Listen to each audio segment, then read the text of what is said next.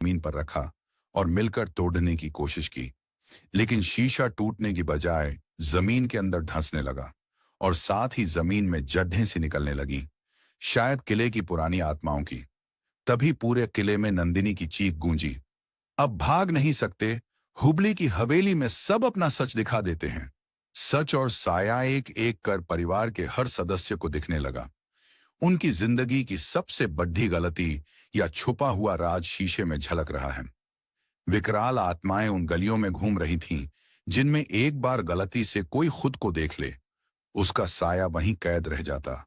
किले से बाहर जाने के सारे रास्ते बदल चुके थे। अब परिवार को समझ आया, हुबली किला न सिर्फ भूतिया है, बल्कि यहाँ हर इंसान अपने डर का छुतिया खेल खुद खेलता है। रात गहरी होती गई, हवा में डर और जंगली जानवरों की चीखें उभरने लगीं। लेकिन किले के शीशे में अब भी चार दीवाने चेहरों का डरावना नृत्य जारी था और एक फुसफुसाती आवाज, हुबली से आज कोई न निकले। हुबली के किले की डरावनी रात खत्म होने का नाम ही नहीं ले रही थी। परिवार के चारों सदस्य विजय, मीरा, अरुण और सान्या इस भूतिया भूल भुलैया में अलग अलग रास्तों में भटकते रहे। हर कदम पर डर के साए उनका पीछा करते रहे। हवेली की नई साजिश मीरा एक अंधेरे कमरे में फंसी थी, जिसकी दीवारों पर लाल खून से हबली लिखा हुआ था। वह जैसे जैसे आगे बढ़ी, दीवार से नंदिनी की फुसफुसाती आवाज आई, मीरा, अपने अतीत में झांक, तभी रास्ता मिलेगा। मीरा को अपनी जिंदगी की सबसे बुरी याद ताजा हो गई, जिसकी वजह से उसने कभी अपने भाई अरुण से रिश्ता तोड़ लिया था।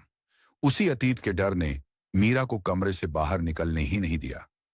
विजय दूसरे कमरे में गया, जहां शीशे की अलमारी में उसकी परछाई उसे हंसती हुई दिखाई दे रही थी। उसने जान लिया, किले में सबका असली दुश्मन उनका खुद का डर है। अरुण गलियारे में भागा, तभी उसे लगता है कोई उसका नाम पुकार रहा है। लेकिन जैसे ही पीछे पलटता, सामने नंदिनी की आत्मा पूरी काली छाया में बदल जाती। सान्या और हवेली का कुआं सान्या लगातार रोती रही, लेकिन उसका रोना हवेली की दीवारों में गूंजने लगा था। अचानक उसे दूर एक बहुत पुराना कुआं दिखा। वो डरते डरते कुएं की तरफ गई तो देखा पानी में चार साएं झलक रहे हैं। जैसे ही उसने कुएं के पास जाकर झांका, वहां नंदिनी की आत्मा एक एक करके परिवार के नाम पुकारने लगी, अरुण, मीरा, विजय, सान्या। हुबली ने सबको कैद कर लिया। परिवार ने समझ लिया कि अगर इन्हें यहां से निकलना है तो उन्हें अपने सबसे बड़े डर का सामना करना होगा। सब तहखाने में वापस इकट्ठा हुए, जहां शीशा और कुआं दोनों का डर एक साथ हावी था। किले के दरवाजे धीरे धीरे बंद होने लगे। हवा में गुर्राहट गूंजने लगी। राज के और करीब हर किसी को अब अपने गहरे कोण गुनाह या छुपे राज से जूझना था। मीरा ने अरुण से माफी मांगी तो दीवार पर लिखा हबली धीरे धीरे मिटने लगा। विजय ने अपने डर को स्वीकारा तो शीशा टूटते टूटते बचता रह गया। सान्या ने रोते रोते आवाजें की, हम सब किला छोड़ना चाहते हैं। लेकिन किले में नंदिनी की आत्मा ने गूंजते हुए कहा, बचना है तो सबको अपनी सच्चाई स्वीकारनी होगी। हबली माफ नहीं करता। धीरे धीरे हवेली का कुआं और शीशा दोनों गायब हो गए, लेकिन घूमते हुए एक काली परछाई दीवार पर बनी रही। अब परिवार को लगा कि शायद डर का सामना ही इससे निकलने का तरीका है। रात के अंतिम पहर में सब लोग हाथ पकड़ किले से बाहर निकलने की कोशिश करते हैं। बाहर निकलते वक्त हवेली की परछाई गहराती जाती है, लेकिन पहली बार सुबह की रोशनी खिड़की से अंदर आई और एक बार के लिए चारों की रूह को थोड़ा सुकून मिला। हबली हवेली का साया अब भी दीवारों पर था। परिवार बाहर आ गया जरूर, बट उन सब के दिलों में किले की खौफनाक रात की छाप हमेशा बनी रहेगी। आगे क्या होगा? नई सुबह क्या फिर डर में बदल जाएगी? असली राज, अगला ट्विस्ट आपके बोलने तक जारी रहेगा। अब किले के अंदर एक अजीब सी खामोशी थी। हवाओं में बुदबुदाहटें और दीवारों पर छाया सी लहरें तैर रही थीं। एंकर परिवार बुरी तरह थक चुका था। बाहर निकलने की हर कोशिश नाकाम रही। चारों ने एक दीवार का सहारा लिया, मगर तभी किले के अंदर एक पुरानी घंटी बज उठी, ठीक वैसी ही जैसी हुबली के किस्सों में सुनाई देती थी। हुबली हवेली में नया रहस्य विजय ने देखा। दीवार के नीचे से लाल रंग की धारा बह रही थी। सामने छोटे छोटे दरवाजे खुलने लगने लगे, जिनसे अधूरी आवाजें और पुरानी तस्वीरें झलक रही थीं। सबके बचपन, हर राज, हर डर। सान्या एक कोने में बैठी थी। उसका चेहरा अब शीशे में साफ दिखने लगा था। बहती धारा उसमें सान्या के आंसुओं का अक्स पैदा करती रही। अरुण डर के मारे बार बार गैलरी में लौटता, लेकिन हर बार खिड़की के पार कोई काली परछाई दिख जाती। मीरा ने दरवाजा खींचने की कोशिश की तो अचानक पीली रोशनी और फटे हुए झूमर की छाया उनकी आंखों के सामने टिमटिमाने लगी। हबली भूल भुलैया रात बढ़ते बढ़ते सबको लगा कि किला अब सच्चाई दिखाने पर आमादा है। दीवार पर बेतरतीब घसीटे गए रंग, लकड़ी की चरमचराहट और दीवार से किसी के बोलने की फुसफुसाहट आने लगी। हुबली, हुबली, ग। हुबली हवेली में रात अब और गहरी और डरावनी हो गई थी। बाहर तेज गरज के साथ बारिश लगातार हो रही थी, लेकिन हवेली के अंदर सन्नाटा ऊंचा हो गया। परिवार के चारों सदस्य, मीरा, विजय, अरुण और सान्या, अब समझ चुके थे कि सिर्फ हवेली की दीवारें ही नहीं, बल्कि उनका खुद का अतीत भी उनकी सबसे बड़ी मुसीबत है। डर और पछतावे का वह समुद्र मीरा अपने अतीत के बोझ से रो रही थी।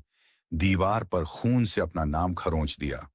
तभी दीवार में से एक गहरी मुस्कान उभरी और उसने मीरा के कान में फुसफुसाया, जो डरता है वही मरता है। मीरा सुन्न हो गई। उसे लगा हवेली हर इंसान को उसकी सबसे गहन पीड़ा में डुबो देती है। विजय हवेली की सुरंग में भटक गया। वहां उसे उसकी पुरानी गलती याद आई। वह अपने सबसे प्यारे साथी की मदद नहीं कर पाया था और आज तक पछताता रहा। अचानक हवेली में एक पुराना संगीत बजने लगा, संगीत जिसमें उसकी पीड़ा गूंज रही थी। शीशे में उसे अपने साथ उसकी दोस्त की परछाई दिखने लगी, जैसे वह उसे माफ करने को तैयार हो। अरुण ने दीवार के पीछे से धुंधली सी आवाज सुनी, जो माफ कर दो, कह रही थी। किला अब उसकी सारी शर्मिंदगी बाहर निकाल रहा था। सान्या किले के कुएं के पास बैठी रही। वो अपने सबसे भयानक सपने से लड़ रही थी। छोटी उम्र में जो दहशत झेली थी, वही कुएं के अंधेरे में गूंज रही थी। हवेली का रहस्य और प्रेतों की सभा। हवेली के बीच बने बड़े हॉल में एक प्रेतों की सभा शुरू हो गई। दीवारों पर परछाइयां नाचने लगीं, खून टपकने लगा और सबके भीतर के गुनाह उजागर होने लगे। नंदिनी की रूह हर किसी को अलग अलग राज दिखा रही थी और हर परछाई एक नई कहानी सुना रही थी। किले के अंदर से एक बूढ़ी औरत की आत्मा निकली। सच बोलो और खुद को बचा लो, नहीं तो हबली हवेली तुम्हें हमेशा के लिए कैद कर लेगी। परिवार ने पहली बार अपने सारे राज खुलेआम कबूल किए। मीरा ने अरुण से अपने जुर्म की माफी मांगी। विजय ने सान्या से दोस्ती का भरोसा दिया। अरुण ने अपने डर को छुपाना छोड़ दिया। हवेली की दीवारें हल्की होने लगीं, पर हर कोने में अब भी साया घूम रहा था। अतीत, आत्मा और हवेली का कफन शाम होने लगी थी, लेकिन हवेली इतनी बड़ी थी कि रोशनी हर जगह नहीं पहुंच पाती थी। एक कमरे में पुरानी तस्वीरों की गैलरी लगी हुई थी। हर तस्वीर में किले के पुराने निवासियों की आत्माएं बसी थीं। कोई कभी लौट कर गया नहीं, सबका राज उसी दीवार में गूंजता रहता। परिवार ने सोचा कि अगर ये तस्वीरें सूरज की रोशनी देख लें तो शायद किले का श्राप हल्का हो जाए। सब ने खिड़की खोलने की कोशिश की, लेकिन खिड़की से एक भयानक चेहरा झांकने लगा। मुड़ती आंखें, फटी हुई मुस्कान और डरावनी हंसी।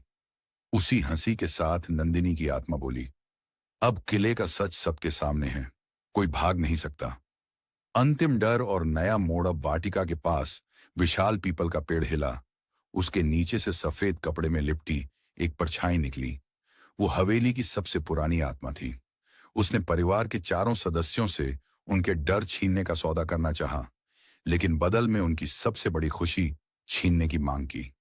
सदम में मीरा बोली, हवेली का कफन उतार लो, आत्मा को मुक्ति दो, लेकिन हमें अपने प्यार और खुशी के साथ हमेशा जीने दो। हवेली की हंसी गूंज उठी।